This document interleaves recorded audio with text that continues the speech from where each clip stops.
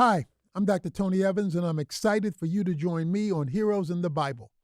Please be sure to follow the podcast on Apple or Spotify so you get the newest episodes right as they come out. Welcome to the epic adventure of David, a story of honor, battle, jealousy, darkness, friendship, love, scandal, and murder. While most people know of David the myth, few know about David the man. In this episode, the aging David suffers an identity crisis. Through famines, political unrest, wars, and broken promises, David feels himself losing control. Loss of control is not always a bad thing. When our fragile lives are shaken up, it can draw us closer to the Lord. In this episode, David wrestles with that process.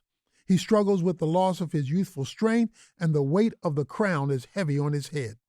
Even as David's bones become brittle and his voice loses its volume, we still get glimpses into his remaining inner strength. In this episode, David deals with famines, broken covenants, and a mounting Philistine attack. Although he makes some mistakes, we will be comforted to hear David's honest and courageous heart. Before we dive into the episode, we will have a prelude, a story taken from another time when the Israelites were wandering in the wilderness. The people had multiplied. The victories under Joshua had made them feared in the ancient world. They made a covenant under false pretenses, but it was a covenant all the same. This episode will remind us that God is serious about keeping promises. He holds his people accountable to their word. We are reaching the end of our hero's journey. We only have 2 episodes left. Let's enjoy this time together with episode 29, The Heart of a King.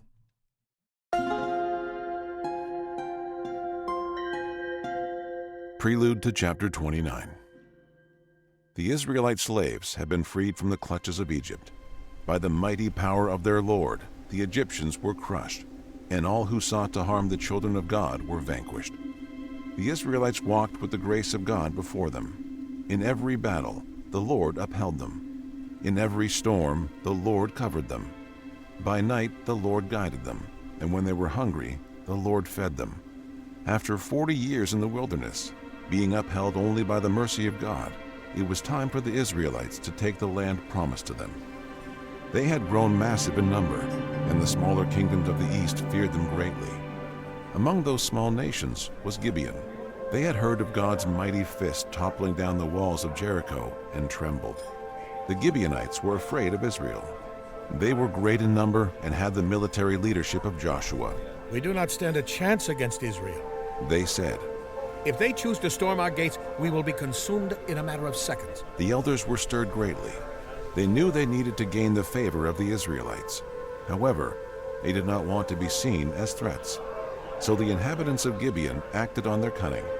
They wore worn-out sacks and only carried weathered supplies. They exited their villages and posed as lowly travelers in need of safety. They ventured to Gilgal, where the millions of Israelites were camping. They held their heads low and groaned as they spoke. "Men of Israel," they shouted, "please, show your servants grace." Joshua and the other warriors sprang up immediately and drew out their swords. "Not a step further," Joshua shouted. "Who are you? And why have you come into our camp?" The Gibeonites raised their hands in the air and bent down in submission. "Please, do not harm us. We have come from a distant country. Please, make a covenant with us so we might dwell together in peace." "How are we supposed to know you aren't dwellers of this land and out to kill us?" Joshua replied with his sword still directed at them. "Please, we are at your service." They said, "We are from a distant country, and we heard a report of your God and what he did in Egypt. So the elders of our land sent us to you, so that we might dwell with you and make a covenant with you. If you do not believe us, just look at our supplies. Our bread was warm when we left, but now it is dry and crumbling. Look at our clothes. They are tattered and worn from a long journey." Joshua turned to his commanders. They retreated for a time to discuss what to do, but they did not inquire of the Lord. They worked off of instinct and their own knowledge, a mistake they would later regret. Joshua went back and said, "We will make peace with you. Stay here, and we will make a covenant to protect you in exchange for your service." So the Israelites and the Gibeonites made an unbreakable covenant. Israel was now bound to care for and protect the Gibeonites, despite their deception. When the truth about the Gibeonites came to light, the people were enraged, but Joshua was confused. Why did you deceive us like this? Before you were your own small nation, independent and free. But now you are servants, woodcutters, and drawers of water. Why sacrifice your freedom to be here? Because we know God has given you all of this land to inhabit. You outnumber us 100 to 1, and if you desired to conquer us, we would have no chance to defend ourselves. We choose to live as your servants rather than die as your enemies. But if you see fit to destroy us anyways, do it. We are at your mercy. Joshua was taken back by the Gibeonites' honesty. He sympathized with their situation. He shook his head and said, "No, we have made a covenant with you. As the Lord lives, the people of Israel will not harm the Gibeonites. You will be more than servants, but less than brothers. Our people may quarrel at times, but rest assured that you will be protected under us." So the Gibeonites served the Israelites until they inhabited the land. For years, they coexisted in harmony, mutually benefiting from each other, until King Saul came to the throne. Chapter 29. The Heart of a King. Cursed was the ground of Israel. Blighted by famine for 3 years, the people were beginning to starve. King David gripped the edge of his balcony, deep in thought regarding the sorry state of his nation. His hands shook in the cold. He was getting old, and his bones ached. He was now over the age of 60, and not sure how much more tragedy his old heart could handle. "What shall I do? He whispered into the cold night. Lord, why is this happening?" He sought the wisdom of God. Famines were a common occurrence and a natural dip in the rhythm of life. However, it was not common for a famine to last more than 2 years. The reserves were running low, and David feared for God's people. So he stayed up all night, seeking God and inquiring for answers. David was at a loss and knew the Lord was their only hope. The frigid night air filled the king's lungs. The stars peppered the night sky, and David could feel the still and quiet voice of God. "Blood guilt," he whispered. The king's eyes were shut, desperately trying to listen. "There is blood guilt on Saul and on his house. That is why there is famine." David perked up. Who is Saul wrong to warrant such a famine? How can it be made right? God spoke, saying, During the reign of Saul, he ravaged the dwellings of the Gibeonites and slaughtered members of their family, thus breaking the ancient promise made between them and Israel. It all made sense now.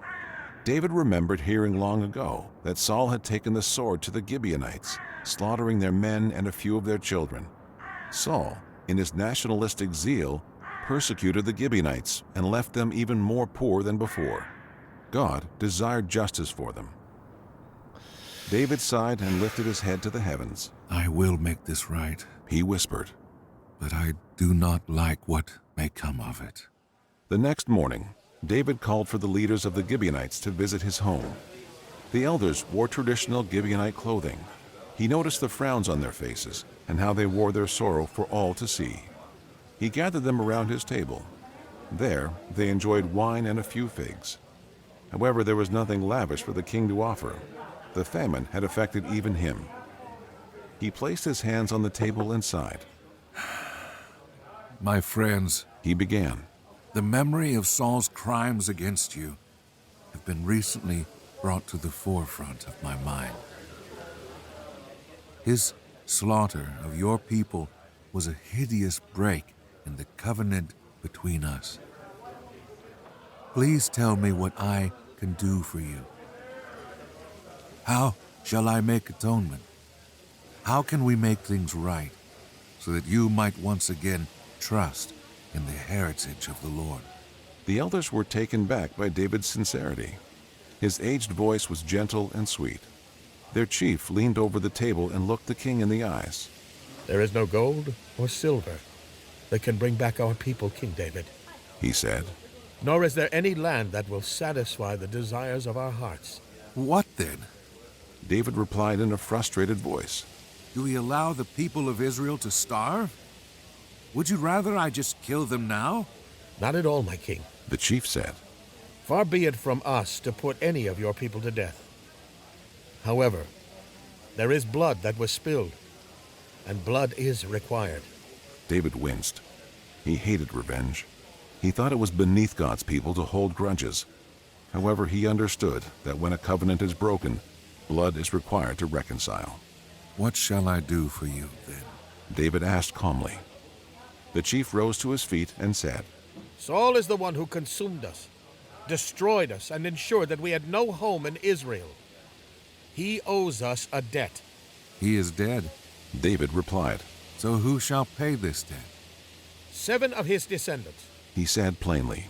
Give us 7 male descendants of Saul, so that we might hang them for their grandfather's crimes. It is the only way we will be satisfied. We will hang them before the Lord, and then it shall be over.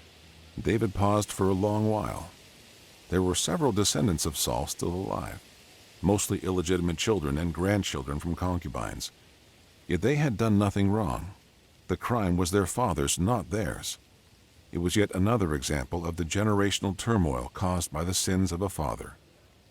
David considered his own sins, and how his children would be forever blighted with bloodshed because of them. The king sighed and replied, I will give them to you. I will find 7 of Saul's descendants and bring them before you. The elders bowed their heads and left. When the door closed, David buried his face in his hands. Life was more simple when he fled from Saul in the wilderness. There were enemies to be vanquished and villages to be saved. He knew who his enemies were, and they deserved to die. Now, life was more complicated as a king. No one was merely an enemy, and no one was merely an ally. All was blurred and confused. There was a knock at David's door. Come in, He said in a weary voice. Benaiah entered the room and bowed. However, the king did not turn to him. He was gazing into the fire, watching its light slowly fade as the coals turned to ash. Thank you for coming, Benaiah. David said. His face was still facing the flickering light. I'm afraid I need to ask you to do something for the kingdom. Something that may seem cruel. David looked down, unwilling to make eye contact. Benaiah took a deep breath and replied, I am at your service until the very end, King David. What would you have me do? There was a long pause. Find me 7 remaining descendants of Saul. He commanded. I know there are some who were born to Rizpah, his concubine. There are others born from Merab, Saul's daughter. Find them and give them over to the Gibeonites. Benaiah was silent. He had questions, but he also had faith in his king. Is there anything else? He asked solemnly. Spare Mephibosheth, Jonathan's son. I shall not break the covenant I made with Jonathan. Broken covenants are how we got into this mess. Benaiah bowed and left the room. The door closed, and David finally let the tears out. He leaned over his seat, weeping over the fading flames. The clouds covered the morning sun, and fog rolled in from the west, slithering through the forest leading up to the mountain. The Gibeonites marched up the mountain with 7 of Saul's descendants behind them bound in rope. There were no trumpets of victory or loud processions of praise, only a silent and ominous hike up the mountain. They reached the summit, and there stood a tree that was darker and more foreboding than the others. Its branches were jagged, thick, and stretched over the earth below. No light broke through its leaves, leaving everything below covered in darkness. The elders tied nooses around the men's necks, then threw the ropes over the branches. The men struggled and yelled to be free, but the Gibeonites remained silent. The cries of the sons of Saul dissipated into the wilderness. No one could hear their screams. No one would come to their aid. The nooses were secured around their necks, and platforms were erected underneath the branches to keep the men standing. The elders looked up at the sons of Saul and said, Blood for blood." And with those words, they removed the platform supporting them one by one. The descendants wiggled and swung in place, gasping for breath until finally losing air. The 7 descendants perished together in the shadows, and the Gibeonite blood was avenged. It was hardly a victory for King David. The constant bloodshed and revenge weighed heavily on his soul. For nearly 40 years he had reigned as king, and the accumulated lives that had been slain by him or his men were uncountable. He understood why the Lord would not allow him to build the temple. His hands were stained with the blood of many enemies and even some friends. David longed for relief, and he prayed for peace within his soul. He looked out the large window of his room, overlooking the horizon. The clouds were still heavy in the sky, hovering over the blighted land.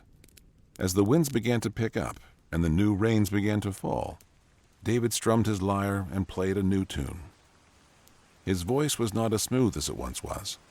It was soft like worn-in leather, but still just as beautiful to the Lord. You visit the earth and water it. You enrich the ground below. The river of God is filled with water, ready to overflow. Your water furrows abundantly, settling its ridges. You soften the earth with showers, and bless it as it grows. You crown the year with bounty, and your love overflows. The pastures of your wilderness stretches forevermore. The hills gird themselves in joy, and it is you they adore. The meadows clothe themselves with flocks abundantly. The valleys are filled with their grain. They shout for joy and sing together for your gracious summer rain. There was great mourning from the family of Saul from the loss of their sons. David could not bring them back, nor could he console the family. However, there was one final act David could do to honor the king and his son. He mounted his horse and left with a few of his men. The rain continued to pour abundantly, refreshing the scorched earth below. They had gone long without rain, and the entire nation was outside celebrating the faithfulness of God. David continued to ride, not taking time to stop or eat. He rode from Jerusalem to Jabesh Gilead. He rode through the city, ignoring the onlookers watching him pass. Finally, he came to a small cave carved out of a hill on the outskirts of the city. He dismounted and approached the tomb. A stone was placed in front of the cave. He and his men pushed the stone away, feet sliding in the mud. David knelt down and looked inside.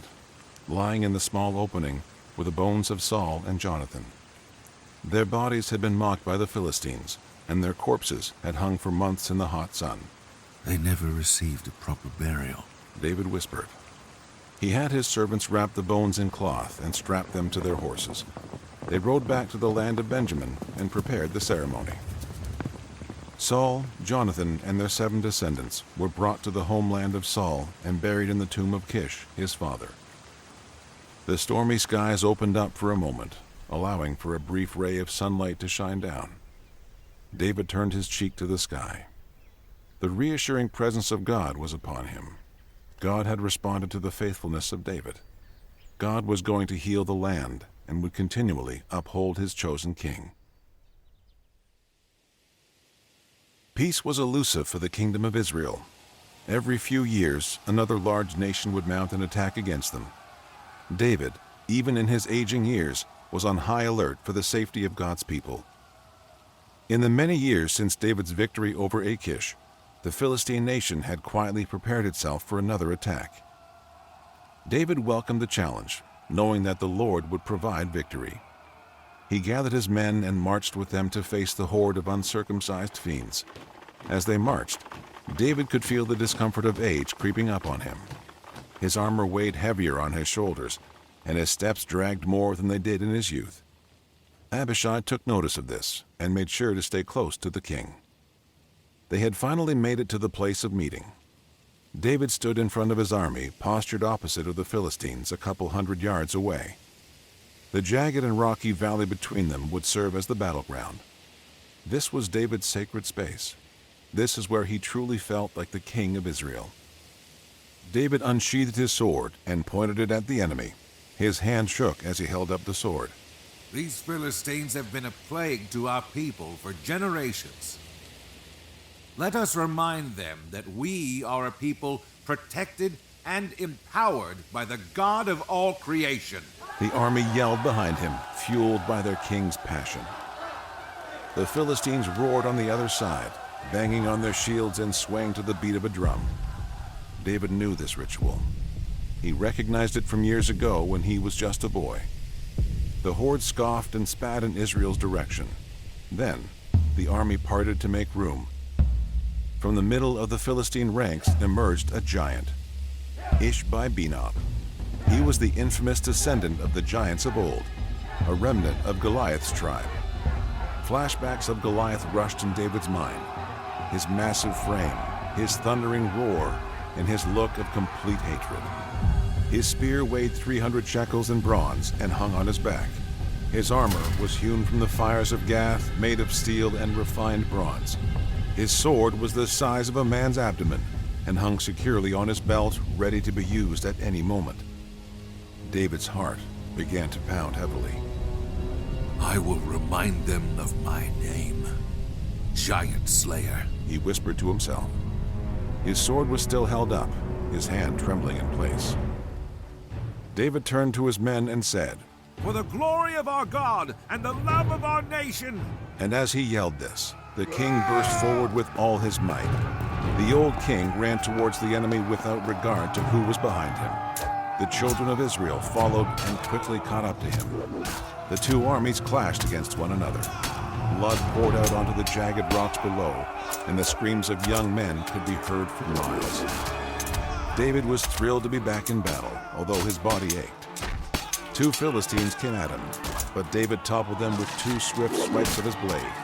Three more Philistines approached, and David fought them tooth and nail, slowly gaining the advantage with his superior swordsmanship. He kept his foundation low and slashed at their legs while keeping his shield over him. Then, like a bolt of lightning striking from above, David was hit and thrown in the air. He landed on his back, and the air flew out of his lungs. David gasped and tried to regain his composure. He looked up and tried to focus. His vision was blurry, but he could make out the massive frame of Ishbi-Benob running towards him. The giant yelled as he ran forward. He launched his spear at David. He ducked, but the spear grazed his shoulder and tore his armor. He screamed in pain, but had no time to tend to it. The giant was close to striking. David held up his shield just in time to block Ishbi-Benob's first blow.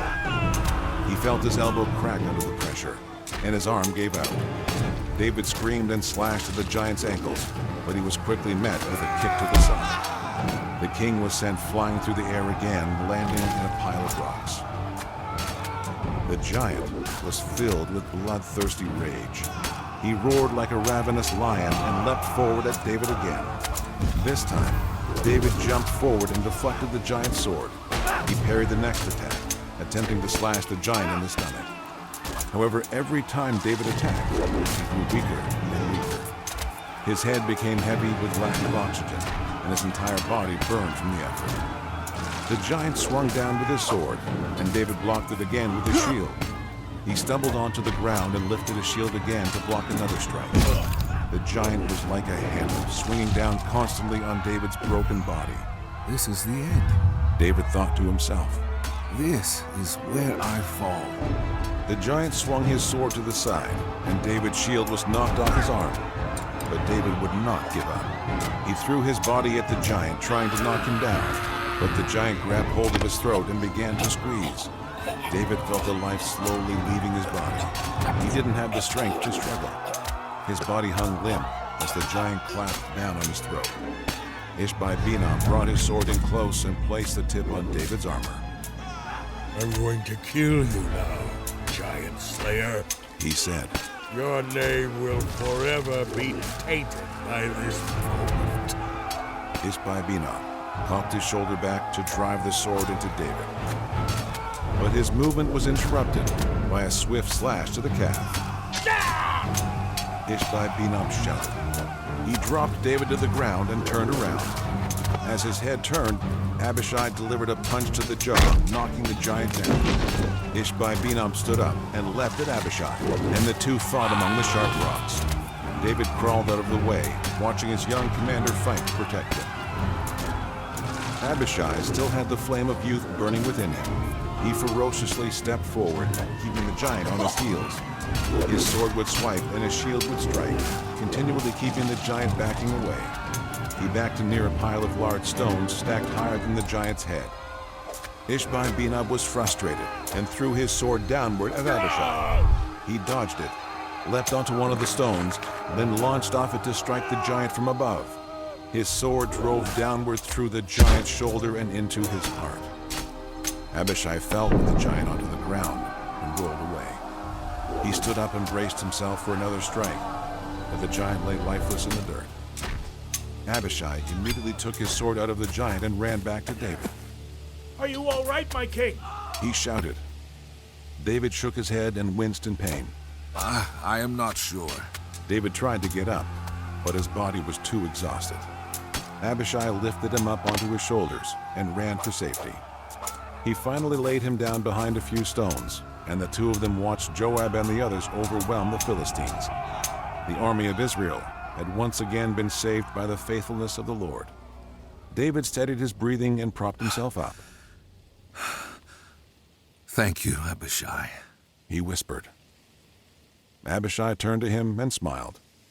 You shall no longer go out with us into battle. If you die, the flame of Israel will be snuffed out. David nodded in agreement. He was unable to finish his final war. The young men trained up by him would go on to slay their own giants. David was no longer a warrior. The thought echoed in his mind. If I do not have the thrill of battle, or the ministry of the sword, what do I have? He limped onto his balcony, still feeling the lingering pain of his near-death experience against Ishbi-Benob. He held his ribs and winced. He looked out onto the great city of Jerusalem, the city of David. Perhaps one of his greatest victories was claiming this city. He breathed in deeply and considered his legacy. If he was not a warrior, then how was he to measure himself as a king? The enemy began to creep into his mind and whisper words of insecurity. David felt the temptation many kings felt, the temptation to be known as great. If he could not measure his greatness through conquest or battle, he wanted to measure it by the people who dwelled within his nation. It was out of this misplaced identity that David had the idea for a census. A census was clearly forbidden in the law of Moses, especially without some sort of ransom. If David counted the people, he would be expressing ownership over them. Moses warned that plagues and pestilence could be sent as a result. And as David knew, they were not ultimately his people anyways. They were the Lord's. Yet the king still had within him a burning desire to be validated as king. He wanted to measure his greatness, so he sent for Joab.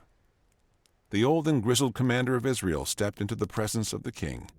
David propped himself up and said, Go through all the tribes of Israel, from Dan to Beersheba, and number the people. I desire to know how my country has grown, and how many able men have been added to our ranks. I want the world to know how large we are. Joab tilted his head to the side and peered at the king. He cleared his throat and spoke softly, saying, My king, it is my prayer that God adds to the people 100 times as many as there are now. And I pray you live long enough to see this country multiply beyond all imagination.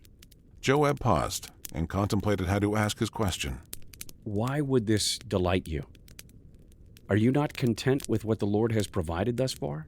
The king shrugged off Joab's question. I am king, Joab. I desire to know how many men I am commanding. Joab did not protest again. He bowed his head and left the room. He gathered the commanders of the Lord's armies and sent them far across the country.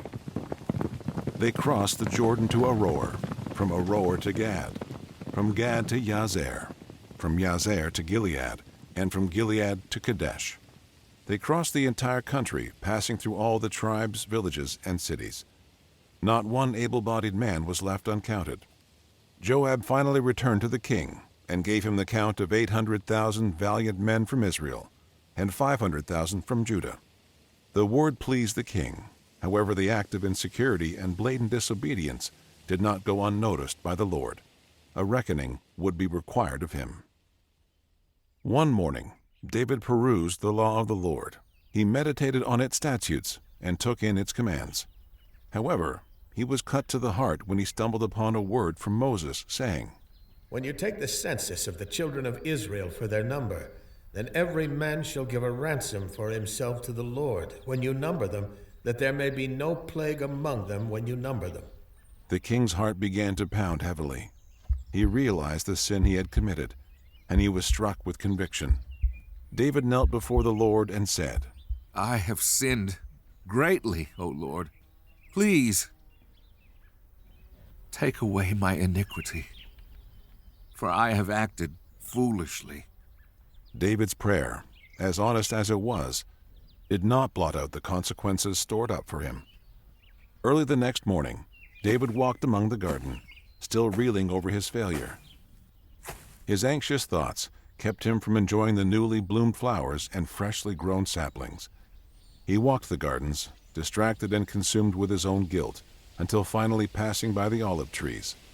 Underneath a tree stood the prophet Gad. He was an old man, more wrinkled and weathered than David. The king knew that his presence did not signal good fortune. Gad had brought a word from the Lord. David was silent as he approached him. He knelt down before him and awaited the word from the Lord.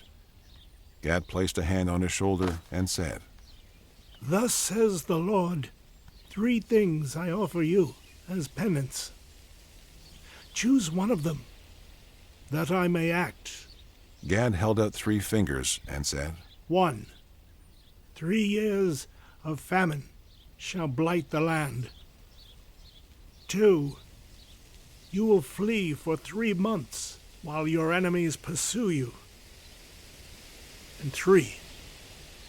There shall be 3 days' pestilence in the land. Gad paused and looked down at David. Consider which you shall choose. David's heart sank as he considered his options. He shook his head in shame and lifted his hands to heaven.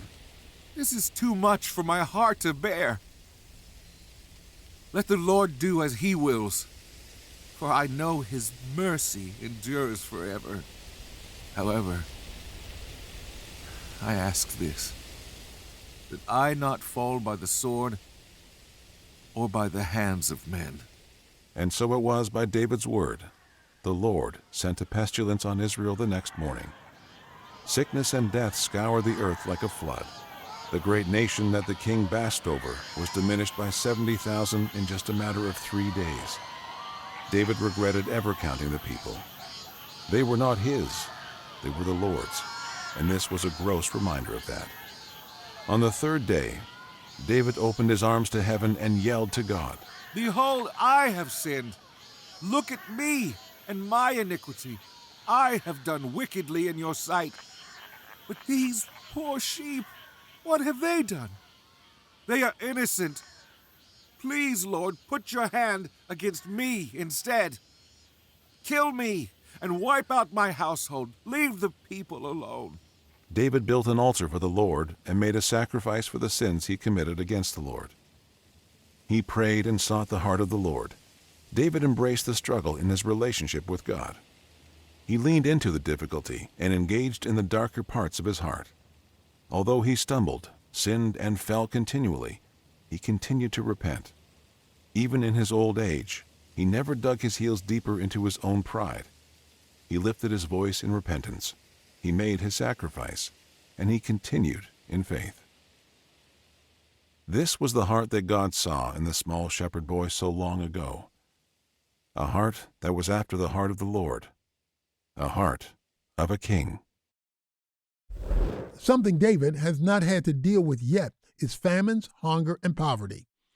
He has been a man of war for so long that the other aspects of governance have not been on the forefront of his mind that we know of. The length of his famine comes as a surprise to David, and since he is attuned to the voice of God, he receives insight. God is withholding his blessing since there is still unpaid debt for what Saul did to the Gibeonites. It is up to David to correct the mistakes made by his predecessor. This is an important theme to consider. The consequences of our sin do not disappear when we die. What we have done can sometimes live beyond us and affect the next generation. Saul's mistake caused suffering for Israel decades after his death. David, who is getting older, needs to consider this seriously. His decisions will affect his son Solomon, and Solomon's decisions will affect his son Rehoboam. The success of our children can be undermined by our poor decisions, so we ought to seriously consider what we are passing down as a heritage. David does what he needs to do. When covenants are broken, blood is required. This is why sacrifices were made for the people's sins, and why the blood of Jesus covers our sin.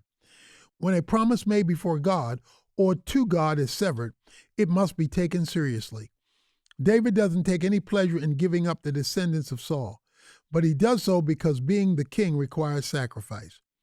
David is someone with firm convictions and a black and white view of righteousness, and it must be exhausting for him to constantly live in this gray area between what's right and what's wrong. David pined after the simpler times in the wilderness. There were enemies to be vanquished and villages to be saved. He knew who his enemies were, and they deserved to die. Now, life was more complicated as a king. No one was merely an enemy, and no one was merely an ally. All were blurred and confused. This is a sad reality that comes with the complex life of a king.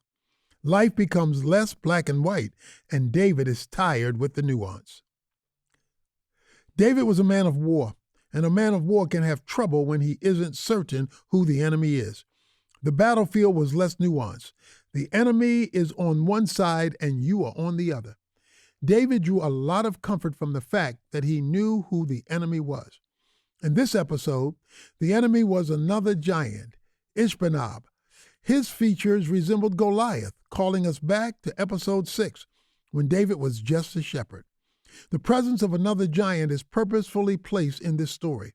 The aged David is face to face with the same foe that thrust him into prominence. Being the giant slayer is what made him great. And if he can still defeat a giant in battle, that means David can still be great. The battle initially goes well, but it becomes apparent that David is outmatched against Ishbosheth. He is nearly killed, but Abishai comes to the rescue. Abishai is now a giant slayer, and David has a hard time coming to terms with his defeat.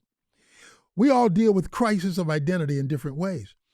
Some people change the way they dress. Others look for a new job. Some people take radical measures like move cities, end relationships, or change names. David is going through his own identity crisis. He is wrestling with his legacy and what he will be known for. If he is no longer the giant slayer, then who is he? This would have been a perfect time for David to seek God and be reassured of his calling. However, David looks elsewhere for validation. He disobeys the law of Moses and enacts a census. You may be wondering why that was so wrong. Well, to have a census back then was to declare ownership over the people, and they were not David's to own. But David desperately wanted to measure his greatness based on how many people were in his kingdom. The people of Israel are punished, and David begs the Lord to punish him instead. He reveals the true heart of a king at the end of the episode, repenting before God and accepting responsibility for his mistakes. The end of the episode is a beautiful homage to David's relationship with God. It says, David embraced the struggle in his relationship with God. He leaned into the difficulty and engaged in the darker parts of his heart. Although he stumbled, sinned, and fell continually, he continued to repent. Even in his old age, he never dug his heels deeper into his own pride. As we age, we can become more set in our ways, immovable in our opinions and habits. David was a wonderful example of someone who grew softer and more correctable as he reached the end of his life. May we all be so faithful to end even more humbly than we began. In our next episode, the end finally comes for David, and we end our series with a glimmer of hope. But that hope is not in whoever succeeds David as king. We know better by now. The hope we find is in the promised successor to David's throne. Only this descendant will exchange his throne for a cross. Join us next time for our final episode, The Death of a Hero. For more inspiring stories, daily prayers, and wisdom to last a lifetime, go to pray.com. And to expand your Heroes in the Bible journey, download the Heroes of the Faith devotional at tonyevans.org/heroes. Follow the podcast on Apple or Spotify to get the newest episodes right as they come out, and always be inspired by the Bible. God bless. Hello, my name is Matthew Potter, co-founder of pray.com. I wanted to ask, do you know what your bank does with your money? At America's Christian Credit Union, your everyday banking helps grow churches, expand the reach of missions agencies, and supports fellow believers across the country. Learn more about specials for switching to ACCU and their nationwide banking capabilities at americaschristiancu.com/pray. Plus, the peace of mind knowing that this credit union is federally insured by the National Credit Union Administration.